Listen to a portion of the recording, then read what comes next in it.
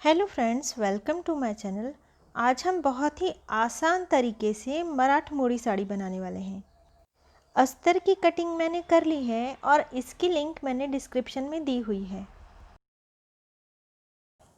अब हमें इस तरह खोलकर आसन वाला भाग दोनों ओर से सिल लेना है। आसन वाले भाग में सिलाई लगाने के बाद इसे इस तरह से खोल लेना है और इस भाग को भी सिलाई लगा के जोड़ लेना है। केवल इस वीडियो के लिए मैंने इस कपड़े में एक साड़ी की बॉर्डर जोड़ ली है और साड़ी का मैंने पल्लू जोड़ लिया है और इसकी लंबाई टोटल 8 मीटर की है। ताकि आपको समझने में आसानी हो, मैंने इस कपड़े की साड़ी बना ली है। अब सबसे पहले हम पल्लू कट करेंगे। हमें लंबाई का 2 गुना प्लस 15 इंच लंबाई है हमारी 39, तो 39 एक बार, 39 दूसरी बार और 15 इंच लंबाई का 2 गुना प्लस 15 इंच। इस तरह हमें नाप लेना है पल्लू का और ऊपर की ओर से लंबाई का 2 गुना मार्किंग कर लेनी है और यहाँ भी मार्किंग कर लेनी है।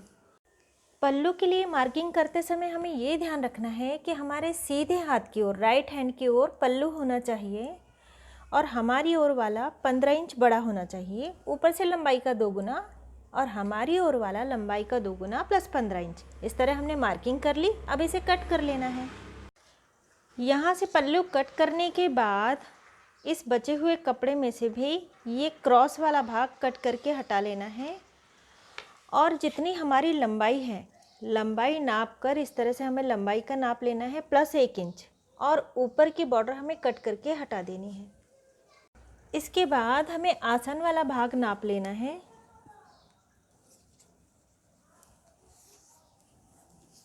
यहाँ तक ये 13 इंच हो रहा है, इसमें 2 इंच मिलाकर यानी 15 इंच इस तरह हमें ये वाला पल्ला कर लेना है। यहाँ से यहाँ तक का, यहाँ पर बॉर्डर में हमें चुन्नटें नहीं लेनी। इसके बाद हमें बारीक बारीक चुन्नटें लेकर ये हिस्सा 15 इंच का कर लेना है। इसी तरह से साड़ी का दूसरा वाला छोर, ये वाला छोर, ये हिस्सा भी हमें चुन्नटें लेकर 15 इंच का कर लेना है। अब हमने इस ओर भी चुन्नटें लेकर और इस ओर भी चुन्नटें लेकर ये हिस्से 15 इंच के कर लिए हैं। अब जो पल्लू वाला भाग है, जो बड़ा वाला भाग है 15 इंच, ये बॉर्डर की ओर आएगा। जो छोटा वाला हिस्सा है वो ऊपर की ओर जाएगा। इस तरह हमें पल्लू रखना है और बॉर्डर वाले हिस्से से 7 इंच, लगभग 7 इंच तक हमें छोड़ देना है। इसके बाद इसमें भी बारीक बारीक चिमटियाँ लेते हुए ये पल्ला इसमें जोड़ देना है।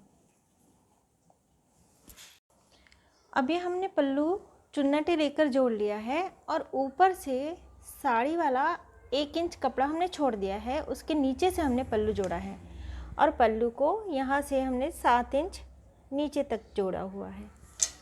अब ये जो दूसरा छोर है इसे उठाकर इस पर ही रख देना है और सिलाई लगा लेनी है। अब ये हमने चुन्नटें लगा ली हैं। ये साड़ी का एक छोर, ये वाला साड़ी का दूसरा छोर और ये जो बीच में है ये पल्लू है। अब हम इस भाग को अस्तर के साथ जोड़ देंगे। जो आसन वाला भाग है इस तरह रखना है और इसे इस तरह से पकड़कर पल्लू को इस तरह रखना है हमें, ताकि बॉर्डर उल्टी दिखे और यहाँ से हमें सिलाई लगानी है और आसन वाले भाग तक जोड़ लेना है। क्योंकि ये भाग हमने आसन वाले भाग से 2 इंच बड़ा लिया था, इसलिए इसे पीछे की ओर थोड़ा सा हमें फोल्ड कर देना है इस तरह से। और ये जो पल्लू वाला भाग छूटा हुआ है, इसे ये जो नीचे वाला भाग है, पैर वाला भाग, इसके साथ हमें जोड़ देना है इस तरह से और सिलाई लगा लेनी है। हमने सिलाई लगा ली है और पैर वाला हिस्सा हमारी ओर है और हमारे सीधे हाथ वाले पैर में हमने पल्लू को जोड़ा है। इसके बाद कमर वाला हिस्सा, पल्लू को छोड़ देना है, कमर वाला हिस्सा इस तरह सामने की ओर जोड़ लेना है, हमें सिलाई लगाते हुए अस्तर में जोड़ लेना है और यहाँ से 4 इंच दूर तक हमें इसे रखना है। सामने वाली सिलाई, सामने वाले आसन वाली जो सिलाई है, ये पीछे वाला भाग है, यहाँ हमने पल्लू जोड़ा था, यहाँ तक हमें इस अस्तर को जोड़ लेना है और इस ओर के अस्तर को भी हमें कमर के साथ इस तरह जोड़ते हुए, साड़ी को अस्तर के साथ जोड़ते हुए यहाँ तक ले आना है और बीच वाली सिलाई से 4 इंच दूर तक जोड़ लेना है। अब इस कमर वाले हिस्से में हमने साड़ी को जोड़ लिया है और अभी जितनी लंबी साड़ी बची हुई है, इन सारी की हमें प्लीट्स ले लेनी है। यहाँ तक, यहाँ हमें 4 इंच चौड़ी प्लीट लेनी है।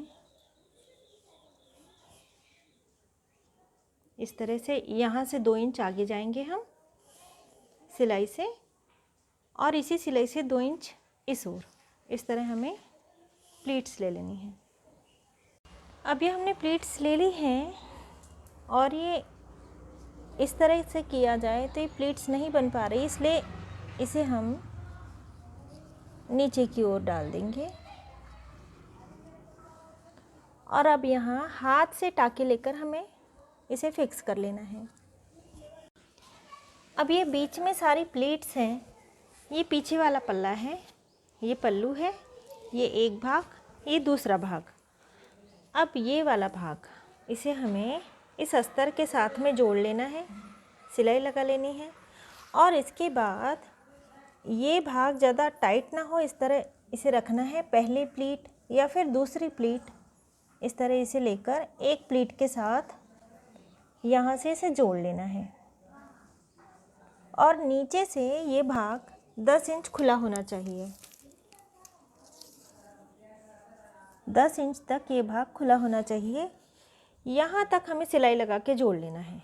ये भाग खुला रहेगा, यहाँ से पैर आ जाएगा और इसी तरह से ये वाला भाग, यहाँ तक हमने पल्लू जोड़ा हुआ है, यहीं से हमें अस्तर में भी सिलाई लगा लेनी है और सारी प्लीट्स को एक और करते हुए, ये भाग ज़्यादा टाइट ना हो, इस तरह लेते हुए एक प्लीट के साथ इसे भी इसी तरह जोड़ लेना है। नीचे का 10 इंच का भाग खुला रहेगा। अब यहीं से हमें नाप भी लेना है और दोनों भागों में से बिल्कुल बीच वाली प्लीट हमें पकड़नी है, यानी इन भागों को 2 बराबर बराबर भागों में बांट देना है और जो बिल्कुल बीच वाली प्लीट आएगी उसका हम काष्टा बनाएंगे। आगे जाते हुए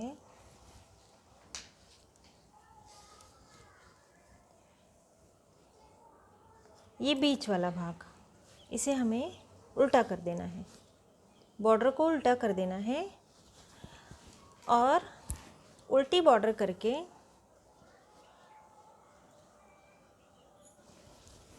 यहाँ से सिलाई लगा लेनी है, यहाँ तक जहाँ तक हमने पिन लगाई हुई है, लेकिन ये बॉर्डर उल्टी होनी चाहिए। इस तरह से, इसी तरह से हमें सिलाई लगा लेनी है। दोनों बॉर्डरों को मिलाते हुए पीछे की ओर जब हम काष्टा इस तरह फिट करेंगे तो ये इस तरह से आ जाएगा। फिर ये जो हमने बॉर्डर में सिलाई लगाई हुई है, यानी जो जुड़ा हुआ भाग है, ये पूरी लंबाई जितना नहीं है, पूरी लंबाई में कम है। ये 34 इंच तक हमने सिलाई लगाई है और यदि आप इतना लंबा ना सिलना चाहें, काष्टा जुड़ा हुआ न रखना चाहें, तो केवल ऊपर से 10 से 12 इंच तक भी आप सिलाई लगा सकते हैं। अब इस काष्टे को यहाँ, ये उल्टी बॉर्डर है, अब इसे सीधा कर लेना है, पीछे की ओर इसे पूरा पलटा लेना है। इस तरह से ये हो गया। अब इसे जहाँ पल्लू अटैच है, अब इस काष्टे का ये जो कॉर्नर वाला भाग आया है, इसे हमें इस तरह फोल्ड कर देना है। ऊपर की ओर हमने पट्टी फोल्ड कर ली है, इसमें नाड़ी पिरोली, इसके बाद इसे इस तरह लगाना है और यहाँ सिलाई लगा के फिक्स कर लेना है।